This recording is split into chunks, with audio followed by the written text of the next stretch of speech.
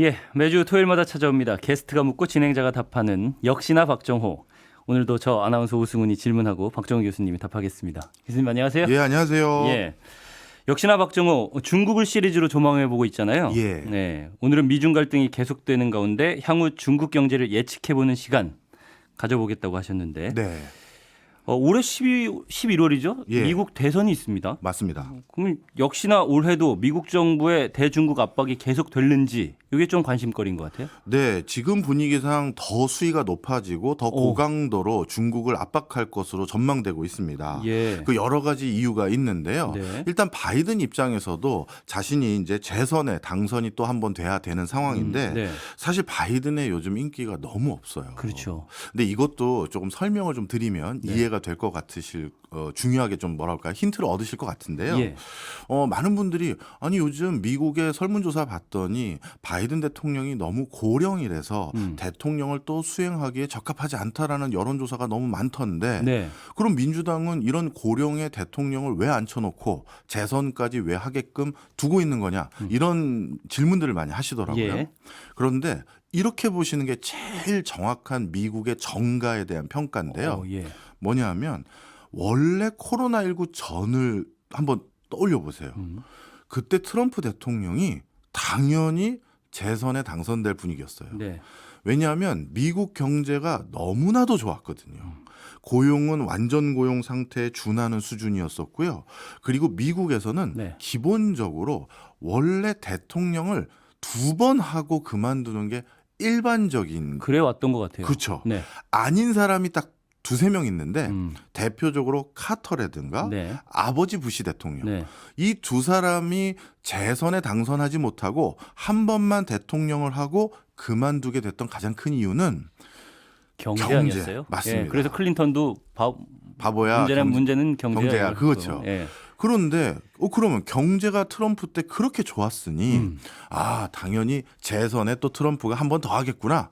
그러다 보니까 민주당은 약간 쉬어가는 텀이라고 생각한 거예요. 그래서 오바마 때 부통령도 역임하셨고 자신들의 오랜 어떻게 보면 정치계의 원로분에게 대통령 후보로 한번 출마해서 어떻게 보면 마지막 포부를 발현할 수 있는 기회 정도 드리자. 이런 텀으로 생각을 했던 건데 갑자기 코로나가 터지면서 네. 경제가 급락하기 시작하고 미국 경제에 대한 불안감이 높아지니까 갑자기 실제 트럼프가 당선이 돼버린 거예요. 바이든이. 죄송합니다. 네. 바이든이. 네. 그러니 이제 자연스럽게 바이든은 그럼 나도 한 번 더 해야지. 이런 생각이 돼버린 건데 이게 이제 예측 못했던 거죠.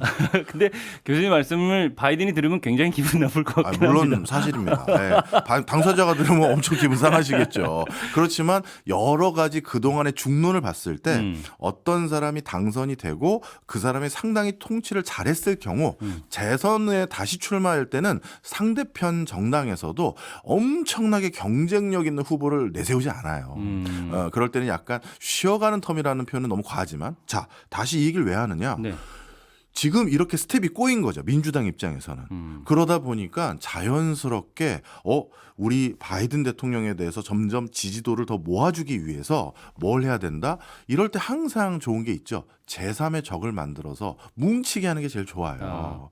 바로 그런 차원에서 지금 민주당에서도 엄청난 중국 압박 카드를 추가적으로 계속 입법하려고 만들려고 준비하고 있습니다. 그런데 공화당이라든지 트럼프 지지 세력이라든지 트럼프도 마찬가지고요. 중국 압박에 찬성하는 부류 아닙니까? 맞습니다. 그러다 보니까 제가 예. 올해 훨씬 더 압박 수위가 높아질 거라고 말씀을 드리는 건데요. 예.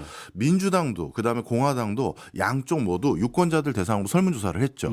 어떤 정책을 만드는 걸 희망하십니까? 라고 했더니 양쪽 진영 모두 중국을 견제해라. 중국을 압박하라는 목소리가 똑같이 나온 거예요. 진영과 상관없이 그렇죠. 미국은 전부 다 중국을 압박하는 게 더 좋다라고 이제 이야기를 하고 있다라는 거죠. 맞습니다. 그러다 보니까 선거 때는 그럼 어떻게 되는지 아시잖아요. 한쪽 정당에서 중국을 견제하기 위해서 우리가 이런 법안 만들었습니다 하면 반대쪽 정당도 우리 흔한 말로 묻고 더블로 가 해서 그럼 우린 그거에 더 얹어서 이렇게까지 압박할게요 라고 하면서 유권자들의 표심을 얻어야 되잖아요. 바로 그런 맥락 속에서 2024년도에는 미중 간의 갈등이 더욱더 첨예하게 대두될 것이다 이렇게 보죠. 아, 그러면 교수님은 미국의 대중국 압박이 계속되는 걸 넘어서 더 강해질 것이다 이렇게 보고 계신 건데. 맞습니다. 그렇다면은 중국의 경제 상황은 어떻게 바뀌어가고 있는지 이것부터 좀 짚어보면서 그거에 대한 대응이라든지 이런 것들을 차차 알아보면 좋을 것 같네요. 예. 중국의 지금 경제 상황이 중국도 판단을 한 것 같아요. 아, 미국의 등살 때문에 이게 진짜 쉽지가 않다. 예전처럼 수출하는 것도 쉽지가 않아 보이고 네. 외국에 직접 진출해서 그래서 거기에서 비즈니스를 직접 수행하는 것도 수월해 보이지가 않는다. 그래서 중국의 많은 기업들이 전략 전술을 급격하게 바꾼 것 같아요. 어디 뭐에서 뭘로 바꿨어요? 예, 좀 설명을 드리겠습니다. 예전에 보호무역주의가 그렇게 대두되지 않았을 때는요. 입지 전략이라고 해서 직접 중국 기업이 현지에 가서 거기에서 현지 법인 차려가지고 그래서 세일즈하고 비즈니스하는 걸 굉장히 선호했어요. 그렇게 하는 걸 왜 선호하냐면 장기적으로 여기에서 계속 활동할 거니까 이 시장에 대한 정보와 여기 비즈니스 파트너들에 대한 정보 등등을 내재화하자. 우리 직원들 직접 다 보내서 거기에서 학습하게 하고 뛰어놀게 해서 그쪽 시장의 전문가들로 만들어버리자. 그렇게 해서 다 직접 진출했거든요. 이런 걸 약간 입지 전략이라고 불러요. 그 입지에서 활동을 직접 하는. 그래서 이런 것들을 오프쉐어링이라고 부르죠. 오프쇼어링. 직접 나가서 우리가 기업 활동을 하는 해외로 이게 직접 진출하는 것을. 맞습니다. 그런데 이제 이게 바뀐 거예요. 나가기가 주저되는 거예요. 나갔더니만 갑자기 영업 제한을 해버린다든가 반간첩 혐의로 뭐 잡아가려고 한다든가 여러 가지 제약들을 직접 받을 상황이 돼버린 거거든요. 특히 미국에서 그렇죠. 그렇죠. 그리고 서방 국가들도 중국 기업에게 그렇게 우호적이지가 않는 걸로 점점 바뀌고 있고요. 그래서 어떻게 했느냐? 그러면 우리가 직접 나가지 말자. 그리고 나갔던 기업들도 다시 컴백. 들어와라. 그래서 리쇼어링이 본격화되기 시작했어요. 중국 내부로 다시 회귀하기 시작한 거죠. 그러면 수출은 안 하는 겁니까? 아닙니다. 수출을 하는데 어떤 방식으로 수출을 하는 방법을 선택했냐면요. 우리 출판에서 이런 용어를 많이 쓰는데 총판이라는 개념 혹시 아세요? 총판 많이 들어보긴 했어요. 쉽게 얘기해서 판매할 수 있는 모든 권한만 넘겨주는 거예요. 판매에 대한 권한을 모두 넘겨준다. 제품은 우리 중국 본토에서 만들고요. 우리가 다 좋은 물건 만들어서 그쪽 현지 회사들 중에 누군가에게 넘겨드릴 겁니다. 그럼 그 현지 회사는 쉽게 얘기해서 물건 띄어다가 갖다 파는 역할. 그렇게 해서 판매는 그 현지 국가에 있는 어느 대표 법인을 통해서 진행되도록 해야 그래야 그 비즈니스를 막으려고 하면 이거 우리 기업이 하는 일이었네 이렇게 되다 보니 이게 막기도 좀 애매하고 이런 상황이 돼버릴 수 있다고 판단한 거죠. 그래서 최근에 우리나라에도 중국의 전기차가 이제 본격적으로 들어올 거라고 이미 선전포고를 했거든요. 비아드라고. 그런데 여기에서 전략도 똑같아요. 한국의 굴지의 어떤 대기업이 일종의 총판 역할처럼 차 받아다가 갖다 파는 형태인 것이지 한국에 와서 대대적으로 법인 직접 설립하고 사람들 잔뜩 보내가지고 이렇게 하는 방식이 아닌 거죠. 그러니까 공장이라든지 이런 것들을 해외로 직접 내보내는 게 아니라 판매만 그쪽에서 할 수 있는 그 나라의 기업들하고 제휴를 맺는다든지 해서 총판 개념으로 간다. 그리고 하나가 더 있습니다. 신흥국에 진출해서 또 뭔가 새로운 수출의 교두보를 만들려고 하는데 그거에 대해서도 이제 중국도 되게 주저되기 시작했어요. 신흥국은 왜요? 이유가 이 신흥국도 굉장히 눈높이가 높아져서 친환경적인 규제가 강화됐고 노동이나 근로자의 근로기준법이라고 하죠. 그런 것들에 대한 기준이 굉장히 강화되기 시작했어요.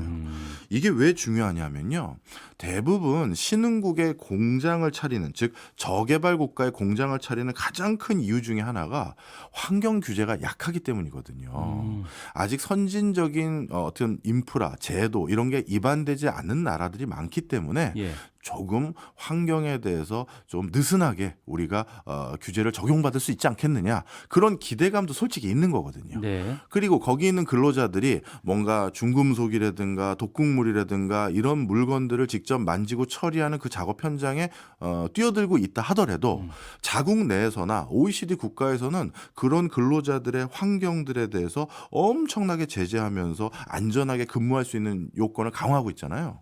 그런데 개도국이나 저개발 국가들에선 그런 규제가 없거든요. 예. 그래서 중국 입장에선 더 물건을 싸게 만들고 쉽게 원자재나 이런 걸 조달할 수 있는 전략적 파트너로 신흥국을 선택해서 거기서 필요한 걸 생산해서 조달받는 그런 걸 많이 하려고 했었는데 점점 코로나19 이후 신흥국에서도 그런 걸 용인하지 않는 분위기가 높아지는 거예요. 그러니까 신흥국 자체에서는 자국의 법에 따라서 뭐 환경 규제 같은 것들을 강하게 제약하는 움직임이 있나요? 아니면은 다른 나라, 그러니까 서방 국가라든지 이런 나라들의 물건을 팔아야 하니까 환경 규제 같은 것들을 스스로 지키는 뭐 이런 분위기인가요? 그 두 가지가 사실 섞여 있어요. 아, 신흥국에서도. 예, 제가 제일 놀랐던 게요. 뭐 오늘 중국 얘기지만 중요한 질문 해주셔서 잠시 답변 드리면 네. 환경에 대해서 가장 크게 우려하고 지구 환경을 가장 크게 걱정하는 사람들이 사는 대륙이 아프리카예요. 그렇죠. 이해하시죠? 예. 왜냐하면 유럽 같은 경우는 시설원해라고 해서 우리로 따지면 비닐하우스 같은 이 시설원의 인프라 속에서 그 안에서 농작물을 재배하고 사육하는 환경이 거의 완벽할 수준으로 통제해서 운영되는 곳들이 많아요. 그러다 보니까 오늘 날씨가 왜 이래? 요즘 왜 이렇게 비가 안 와? 이런 것들을 철저히 컨트롤하고 통제해서 외부 환경으로부터 악영향을 상대적으로 덜 받을 수 있는 여지와 힘이 있어요. 근데 아프리카는 그런 기술력이 없거든요. 그러니까 말 그대로 하늘에서 비 내려주기를 온전히 기다려야 되고 네. 그리고 이 땅에서 다시 뭔가 재배될 수 있는 기온과 기후 환경이 다시 도래하길 온전히 기도만 할 수밖에 없는 상황이고 그런 것들에 대해서 아무 방비 없이 다 노출되어 있는 사람들이기 때문에 그 어느 대륙보다도 친환경적인 인식이 제일 높아요. 그리고 또 한 가지 아프리카의 많은 지역은 국제사회 쓰레기통이다 이렇게 불러요. 대표적으로 오승은 아나운서가 지금 입고 계신 옷이나 제가 입고 있는 옷은 이게 우리가 결국 수거할 때 그 옷 수거함 있잖아요. 네. 거기에 버립니다. 네. 그러면 그 옷이 어디로 가느냐? 일단 동남아시아에 한번 팔려요. 그래서 거기서 누군가에게 구제 옷이라고 해서 한번 다시 재활용되고 네. 그러다가 거기에서도 입고 사용했던 옷이 마지막으로 가는 곳이 아프리카예요. 그래서 아프리카는 모든 나라에서 선진국에서 입었던 옷들의 쓰레기통 같은 곳이 돼버리고 있어요. 그래서 아프리카 그 아주 가난한 지역의 청년들이나 아주 어린 아이들은 그 강더미 위에 있는 그 수북히 쌓인 그 폐옷 거기서 자기 옷을 집어 입는 거지 사 입는 애들이 아닌 애들도 많거든요. 네. 그러다 보니까 그 부패하고 썩고 그게 다 아프리카 지역에 몰려오기 때문에 가장 그런 인식이 높습니다. 아, 그러니까 환경 오염, 뭐 기후 변화 이런 것들을 직접 몸으로 체험하는 사람들이 많은 곳이 오히려 아프리카다. 네. 선진국들은 거기에 대응을 할 수 있는 시스템을 그렇죠. 갖춰가고 있는 모양이고. 네. 그러면은 진짜 신흥국에서도 어쩌면 인식의 변화들이 크기 때문에 네. 중국이 거기에서 사업을 하고 환경 오염을 좀 벗어나겠다고 그쪽으로 진출하고 이런 것들이 줄어들 수밖에 없겠네요. 맞습니다. 바로 그런 신흥국들의 목소리가 글로벌한 환경 규제가 높아지면서 자연스럽게 중국 기업을 압박하는 수순으로까지 이렇게 진화 발전을 하고 있는 상황이죠. 그렇다면은 지금 세계 경제에서 중국이 그동안 영향력을 계속 행사해 왔는데 중국이 미치는 파급 효과가 그럼 줄어들었다 이렇게 볼 수도 있는 거예요? 그게 사실 그렇게만 보기가 어려워요. 그래서 제가 오늘 이 미중 간의 갈등 그것 때문에 중국 경제가 계속 뭐 소멸하는 거냐 네. 이렇게 오해하실 것 같아서 제가 이 주제를 들고 온 건데요. 예. 사실 2000년대 초반하고요. 2020년 이 두 개의 시점을 가지고 비교를 해보면요. 네. 2020년에는 전 세계 주요 국가들의 교역국 1등이 대부분 미국이었어요.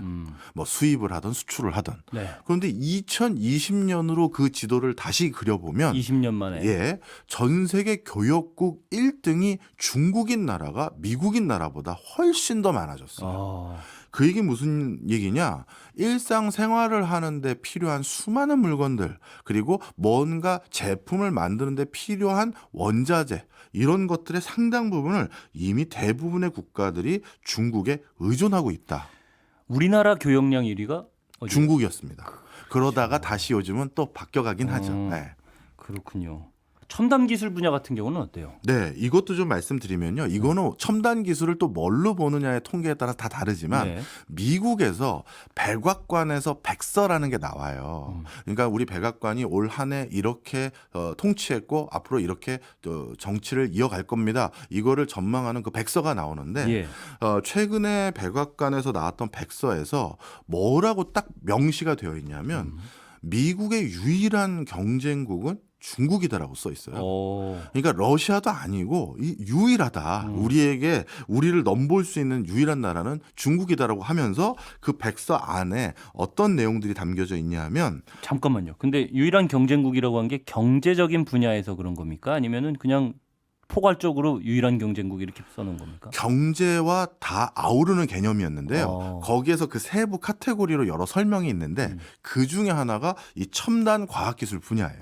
이거는 경제로도 환원될 수가 있지만 국방으로도 환원될 수가 있고 그렇죠. 그래서 드린 질문이었어요. 바로 이 첨단 기술 분야를 10개를 꼽았는데 백악관 백서에는 그 10개 중에 9개가 이미 특허 출원이 미국보다 중국이 더 많다. 바로 그 부분을 우려하기 시작한 거예요. 그러니까 이 특허라는 거는 속지주의라서 그 나라에서 특허를 내야 되는 건데 미국에서 나온 특허 중에서 미국 사람들이 낸 것보다 중국 사람들이 낸 특허가 더 많다. 맞습니다. 이런 개념인가요? 예. 엄청나죠. 예, 바로 그런 것들로 인해서 백악관에서 굉장히 경계를 하는 백서를 발간을 했고요. 그 다음에 물론 요 통계에서는 질적인 거는 없겠죠. 네. 예, 그냥 건수니까요. 네, 특허도 뭐 사실은 이 질적인 게 되게 중요하고 그렇죠. 그냥 내기만 하면은 뭐 많이 확보하면은 그걸 또 이득으로 생각하는 사람도 있기는 있지만 질적인 면이 굉장히 중요하긴 하죠. 맞습니다. 그것도 말씀 주셨으니까 그 부분만 하나 더 말씀드리면 질적인 부분에서는 아직까지 미국이 우위에 있는 건 분명한 사실입니다. 특허 발행 건수는 중국이 이미 미국을 압도하고 있는 분야가 많지만 특허에 대한 로열티 지급하는 금액은 매년 중국이 미국에 지급하는 금액 자체가 늘어나고 있어요. 그러니까 원천 기술은 차용하면서 응용 기술을 중국이 빠르게 지금 치고 올라가고 있는 상황이다. 그렇군요. 이렇게 보시면 되겠습니다. 로열티가 늘고 있다라는 게 굉장히 주목할 만한 점인 것 같아요. 자, 그리고 이제 마지막으로 이제 중국이 자신들의 영향력을 크게 늘릴 수 있는 방법 중에 하나로 생각한 게 중국도 사실 첨단 기술 분야에 관심이 집중되어 있고 미국도 첨단 기술 분야에서의 싸움에 관심이 많았던 게 사실인데요. 중국이 이 싸움이 그렇게 녹록하지 않다 보니까 어떤 판단을 하기 시작했냐면 안 되겠다. 우리가 국제사회에서 뭔가 우리의 우호 세력을 좀 더 많이 확보하는 게 필요하다. 이렇게 판단을 해서 많은 저개발 국가의 생필품 그리고 아주 저가의 공산품을 철저히 중국 시장에 의존하는 구조로 만들어버리기 시작합니다. 대표적으로 파키스탄, 동남아시아 국가들, 뭐 이런 국가들, 또 남미 국가들 일부가 그런데요. 이들 국가들은 중국산 저가 제품이 없으면 도대체 그 나라 국민들이 어떻게 물가를 감내할까 이런 걱정이 들 수준까지 와 있어요. 그래서 이렇게 저가 물건으로 그 나라 국민들에게도 인심도 얻고 그리고 중국인들이 또 필요할 때는 이런 물건을 싸게 원조도 해준다며 이런 것들로 중국이 우리의 우방국이다. 뭐 우리는 중국과 잘 지내야 된다. 그런 인식을 많이 만들기 시작하게 된 거죠. 그러면 이런 상황 속에서 중국의 경제 전략 살펴볼 필요가 있을 것 같은데 여전히 성장 중심인 건가요? 어떤가요? 예, 여전히 성장 중심인데요. 그렇다고 분배를 포기한 건 아닙니다. 저 지난 시간까지만 해도 분배를 강조하기 시작했다 이렇게 말씀을 하셨는데. 예, 이게 이런 거예요. 아버지가 좋아, 어머니가 좋아. 이거 답변하기 어려운 것처럼 분배도 이제 조금 더 옛날보다 신경 써야 됩니다. 이런 건 분명히 있지만 성장을 포기한 것 같지가 않아요. 시진핑 주석이 2020년에 선언한 내용이 있거든요. 뭐라고 그때 말을 했냐면 우리 중국은 중국의 GDP를 2035년까지 당시 2020년 GDP의 2배를 바로 2035년에 달성해 놓겠다. 15년 만에. 예. 네. 그럼 이걸 달성하려면 역산을 해볼 수 있잖아요. 네. 15년 동안 얼마에 성장해야 되나 봤더니 연평균 4.7% 성장을 해야 되는 거예요. 벌써 이거보단 낮은 성적을 거두고 있지 않습니까? 뭐 그렇긴 하지만 이 성적표는 반드시 달성하겠다라고 이제 호언장담하기 시작한 거죠. 예, 알겠습니다. 여기에서 좀 궁금증이 들었던 게 있는데 예. 우방국으로 동남아, 파키스탄 같은 중동 일부 국가들 그리고 러시아, 남미, 아프리카 등 그런 세력들이 늘려가고 있다 이렇게 말씀을 해주셨어요. 근데 예. 뭐 우방국이라고 하면 힘 있는 국가와 그런 관계를 맺으면 그게 더 유리한 거 아닌가? 아, 비교적 힘이 약한 그런 나라들과 우방 관계를 넓혀가는 이유는 혹시 있을까요? 그 외에? 예, 있습니다. 이게 국제사회도 어떤 수준이 되거나 어떤 상황이 도래하면 물론 국제사회는 힘에 따라서 좌우되는 그런 뭐랄까요? 그런 무법천지예요, 솔직히. 그렇지만 어떤 순간이 되면 야, 그러지 말고 우리 투표로 결정합시다. 그 수준으로 갈 때가 있어요. 그러면 UN 등 다양한 국제기구에서 네. 결국 많은 국가들의 투표로 룰을 결정하게 되는데 네. 그런데 여기에서는 한 국가가 아무리 부자 국가든 아무리 가난한 국가든 간에 무조건 한 표를 행사하잖아요. 그렇죠. 그러다 보니까 흔히 말해서 쪽수를 많이 확보해 놓는 것도 미국에 대응하는 굉장히 중요한 전략이거든요. 네네. 그러다 보니까 그동안 오랫동안 미국은 전략적으로 우방, 동맹이라고 부르는 국가들을 많이 포섭하고 가지고 있다 보니까 미국의 표에 대응할 수 있는 뭐 그 여지가 별로 없는 거예요. 그러다 보니 중국도 안 되겠다. 결국 우리가 합법적으로 결정한 거 아니냐라고 미국을 그렇게 옥죄고 압박하기 위해서라도 이렇게 저개발 국가들을 최대한 자신의 우방 국가로 확보하는 게 네. 굉장히 중요한 상황입니다. 그 유엔 총회 같은 데에서 아니면 뭐 유엔 안보리 이사국이라든지 뭐 이런 데서 대중 견제 사안, 뭐 대북 압박 사안, 뭐 이런 거에 뭐 러시아와 뭐 중국만 찬성표를 던지고 나머진 반대했다. 뭐 이런 것들 뉴스에서 예. 많이 보는데 예. 그렇게 유엔 총회 같은 곳에서 이제 투표를 하는 사안에 올라갔을 때 네. 자신들에게 표를 던져줄 나라들을 확보하는 그런 관점이란 말씀이시죠. 네.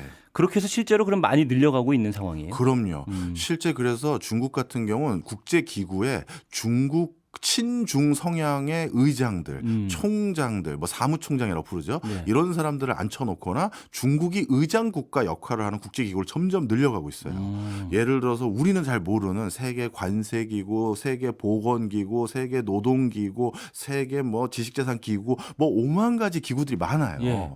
그런 곳들에 가능하면 뭐 예를 들어서 세계 전자통신기구 이런 것도 전파나 이런 것들의 국제 표준을 만들고 정하는 중요한 기구들인데 그렇죠. 그런 곳들에 전부 중국이 친중 성향의 의장을 자신들이 로비해서 앉혀놓거나 자신이 의장 국가를 자임하거나 이런 걸 계속 하고 있는 상황이에요. 아, 그러면은 진짜로 중국의 세계적인 영향력이 조금씩 커져가고 있다라고 미국도 느낄 텐데. 그렇죠.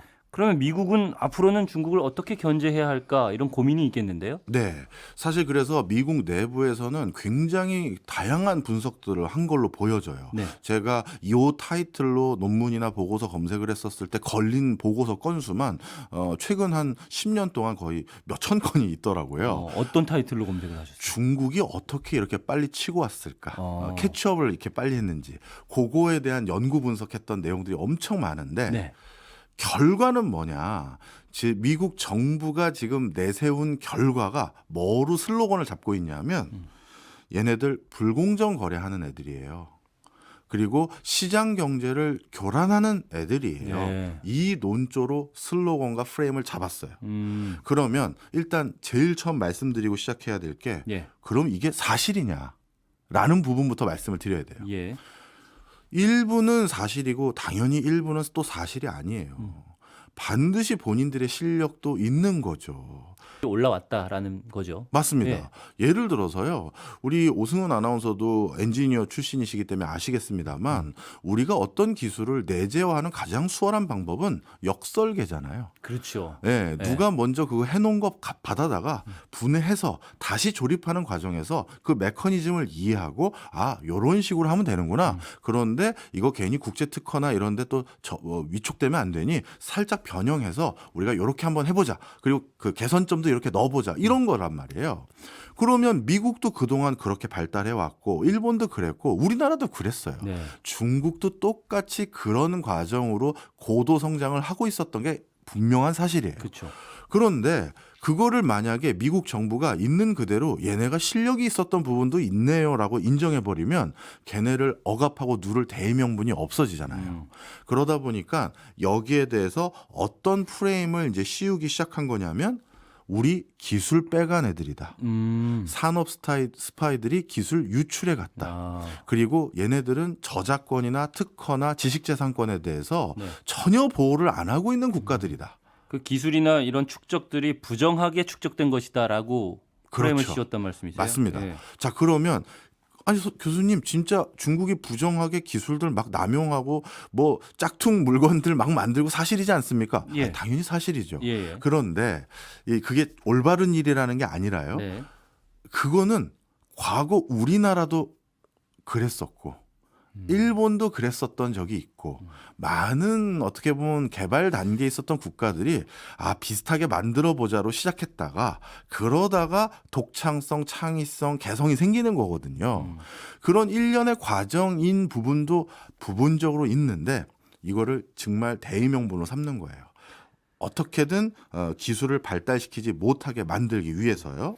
근데 이런 반론도 있을 것 같아요. 예전에 우리나라가 그렇게 네. 발전하던 시기 정도의 예전이라고 하면 그때는 이제 국제화, 세계화 이런 것들이 대두되기 조금 전이었고 우루과이 라운드 같은 것들이 나오기 전이었으니까요. 그래서 그냥 자국에서 생산된 것들이 해외로 그렇게 활발하게 팔려나가는 시기는 아니었기 때문에 그런 게 암묵적으로 그냥 봐줄 수 있는 정도였는데 지금은 국제화 세계화가 이미 구축된 이후에 중국이 그 시장에 뛰어들어왔단 말이죠. 그럼 세계적인 룰이 이미 있는데 불구하고 이전 방식으로 성장을 해오던 것은 불공정이라고 이야기할 수 있지 않는가? 이런 반박이 가능할 것 같긴 한데요. 맞습니다. 사실 그런 반박이 있을 수 있죠. 그런데 사실 그 더 본질적인 이유는요. 네. 미국의 국부가 뭘로 이제 바뀌어 버렸냐 하면 제품 잘 만들어서 외국에 파는 그게 아니라 무형자산, 각종 지식재산권이 미국이 가진 가장 중요한 국부로 바뀌어버렸기 때문에 예전처럼 이걸 지켜볼 수 없는 상황으로 바뀌어버렸다는 게 제일 정확한 정답이에요. 네. 쉽게 말해서 예전에는 미국 본토 어딘가에 나이키 공장에서 신발 만들어서 팔았는데 아니 한국이란 저 나라가 나이키 짝퉁을 만들어서 파네? 그래서 그거 제재하려고 해도 뭐 그냥 뭐 놔두자 우리가 진퉁 뭐 많이 파니까 뭐 이럴 수도 있고 하는데 이제는요 미국은 제조 역량은 거의 유실됐다시피 해도 과언이 아니거든요. 네. 그러면 미국은 돈을 뭘로 버느냐? 브랜드, 상표, 로열티 뭐 이런 것들이에요. 그래서 구글, 애플, 우리가 그다음에 뭐 페이스북 이런 회사들 있지 않습니까? 네. 만약에 우리 오승은 아나운서랑 제가 구글이나 애플을 둘이 인수하자라고 하면 인수 대금을 지급해야 되잖아요. 근데 그 인수 대금을 지급할 때 그 회사 본사 건물 얼마 쳐주고 그 회사가 가지고 있는 공장 얼마 쳐주고 이런 거 다 이제 계산을 해야 되는데 그 과정에서 구글 같은 회사 같은 경우는 그 회사가 가지고 있는 자산 가치의 95%가 무형 자산이에요. 그러면 이렇게 해석할 수도 있겠네요. 제가 아까 이런 반론을 제기할 수 있겠는데요라고 말씀을 드렸지만 다시 그에 대한 반론을 교수님께서 해주신 걸 정리를 해보자면 어쩌면 선진국의 뭐 최고 선진국이라고 할 수도 있는 뭐 이런 표현이 적절한지 모르겠지만 어쨌든 미국 입장에서는 선진국으로서 이미 그런 방식으로 축적한 부로 투자를 해서 쌓은 무형 자산이 현재는 존재하는 거고 어쩌면 사다리 걷어차기 같은 그런 형식으로 지금 계속해서 자신의 경제적인 부를 유지하려고 한다라고 생각할 수도 있는 부분이겠네요. 정확한 표현이십니다. 그래서 미국을 중심으로 계속해서 더 강화하고 있는 법규가 바로 특허 보호, 저작권 강화 이런 거잖아요. 그게 본인들이 가지고 있는 제일 중요한 자산인데 그 저작권 기간은 그 저자의 사후 70년까지. 그러면 미키마우스나 뭐 슈퍼맨이나 그 뭐 배트맨이나 이런 것들에 대한 그 로열티의 상당 부분이 저자 돌아가시면 국제사회가 마음대로 쓸 수 있게 하는 게 아니라 사후에 70년까지 뭐 이런 식으로 점점 강화하면서 국가가 부를 더 유지할 수 있게끔 만든 체제를 국제사회에 지금 만들어 놓은 것이고요. 그리고 그 과정에서 중국이 당연히 1차적으로 돈 안 낸 국가로 치부될 수밖에 없는 여지가 있는 거죠. 그리고 중국이 또 오히려 특허 개수가 미국에서 그렇죠. 미국인들의 특허보다 많아지는 이 상황에서 예. 당연히 견제를 할 수밖에 없다. 예. 그러면 미국으로서는 또 중국의 급부상을 어쨌든 막아야 될 텐데 특허 같은 것들은 급부상하고 있는 분야라고 하셨습니다. 예. 그런 분야는 뭐 견제를 할 수밖에 없는 상황인 것 같고요. 예. 또 다른 급부상을 좀 막고 싶어하는 분야가 있을까요? 사실 제일 좋은 거는 중국이란 나라가 미국에 비해서 미국 입장에서는요 모든 산업 분야에서 열위에 있기를 바랄 수도 있겠죠. 예. 그런데 그거는 실질적으로 불가능에 가깝고요. 우리가 어떤 분야에 우위를 점하기 위해서는 선택과 집중으로 그 분야를 육성하고 반대쪽에서 치고 나오는 분야를 누르는데 여러 가지 또 비용을 치러야 됩니다. 대가를 치러야 돼요. 예. 그러다 보니까 일단 미국은 전통적인 산업 영역, 네. 그러니까 저부가가치 영역인 생필품 쪽은 중국이 다 가져가. 오. 그래서 월마트를 중국산 제품으로 다 채워도 일단은 그거는 우리가 어느 정도 인정. 오. 이럴 생각도 있어요. 오. 네. 왜냐하면 중국산 저가 제품을 막을 방법도 사실상 없어 보이고요. 예. 그리고 그 저가 제품이 들어옴으로 인해서 미국의 물가가 안정적으로 바뀌어간다든가 이런 것들이 많이 있거든요. 그러다 보니까 이 중국산 저가 제품은 인정. 하지만 앞으로 더더욱 고부가가치 제품으로 바뀌어갈 분야인 신산업 분야들, 뭐 대표적으로 인공지능, 반도체, 2차 전지, 에너지 분야, 바이오 분야 이런 분야들의 신산업 분야에서는 절대 중국이 치고 나오지 못하게 막겠다. 이게 일단 기본 골조고요. 네. 그런데 신산업도 모두 막을 수 있다고 장담 못 하잖아요. 그렇죠. 그럴 때 그러면 신산업 중에서 꼭 어디를 지키겠느냐라고 했었을 때 미국 정부 보고서에 담겨져 있는 분야는 딱 세 가지입니다. 하나는 에너지 파트고요. 네. 두 번째는 바이오고요. 세 번째가 반도체가 포함되어 있는 IT 분야입니다. 아, 그런데 우리가 지난 시간까지 두 번에 걸쳐서 중국을 이야기할 때 예. 에너지 쪽에는 중국이 자신 있다라는 식으로 지금 가고 있다고 예. 하셨잖아요. 시진핑 주석이. 그 반도체와 AI는 특허나 뭐 이런 것들을 봐도 기술이 중국이 뒤처지지 않는 느낌이거든요. 네. 예. 그럼 미국으로서는 이 부분에 대한 고민이 더 커질 것 같다는 생각이 들어요. 예. 그래서 요거 세 가지를 반드시 수성해야 된다고 생각을 하는 거예요. 특히 에너지 부분은 뭐 우리 오승훈 아나운서께서 지적해 주신 바대로 그 진짜 중국이 치고 올라오는 속도가 너무 강하고 이미 태양광 패널 분야라든가 2차 전지 분야라든가 전기차 분야에서는 중국이 압도적인 시장 점유율을 점하고 있는 분야들이 점점 늘어나고 있는 상황이거든요. 예. 그런데 이거 눌러야 된다라는 인식을 지금 미국에서 강하게 하고 있고요. 그다음에 반도체와 IT 분야도 중요한데요. 이건 왜 그러냐면 지금 물리적인 영토 말고요. 정서적인 또는 문화적인 영토는 전혀 달라졌어요. 이걸 또 어떻게 제가 표현을 하냐 하면 네. 20세기에는 경쟁을 하는데 가장 중요한 요소가 가격이었어요. 그 당시 포드 자동차의 설립자인 포드가 뭐라고 했냐 하면 세계 누구나 원하는 포드 자동차를 다 탈 수 있습니다. 단 원하는 색깔이 검정색이면요. 이런 표현을 했거든요. 네. 무슨 소리인지 이해하시죠? 대량 생산해서 보급하겠다. 그렇죠. 네. 우린 검정색만 만드는 회사입니다. 어쩔 수 없어요. 그러니까 당신이 아무 차나 다 타기를 원하는 거 다 만들어줄 수 있는데 대신 그 차가 검은 색깔 차여야 된다. 이렇게 단제품으로 대량 생산해서 싸게 만들겠다. 네. 그걸 경쟁력으로 내세운 거예요. 그런데 20세기 후반과 21세기 초반만 하더라도 이제 품질, 기술 바뀌어버렸죠.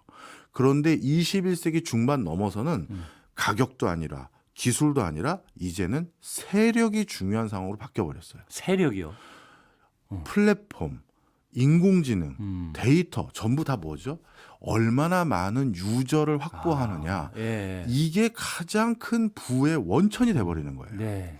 그런데 이 바로 플랫폼 비즈니스 또는 인공지능 비즈니스나 데이터 비즈니스 다 같은 맥락이니까요. 이걸 바탕으로 봤을 때요. 전 세계 영토가 달라졌죠. 미국의 빅테크 기업이 서비스하고 있는 OTT나 플랫폼이나 어떤 검색 엔진들 이걸 사용하고 있는 권역과 네. 그렇지 않은 권역과 비교했었을 때 이제는 이렇게 보시면 되겠죠. 우리 20세기에 미국의 NBC 또는 ABC, 뭐 CNBC 이런 방송국이 미국 내에서만 송출됐다면 지금은 이제 어떻게 된 거예요? 유튜브를 통해서 전 세계 사람들이 다 미국이 기반으로 해서 운영하고 있는 콘텐츠 비즈니스를 소비하고 있는 거예요. 그렇죠. 바로 이 세력 싸움, 이거를 중국에 놔주면 안 된다. 그래서 요거와 반도체 포함해서 요걸 또 수성하는 거에 관심이 되게 높은 거고요. 그리고 바이오.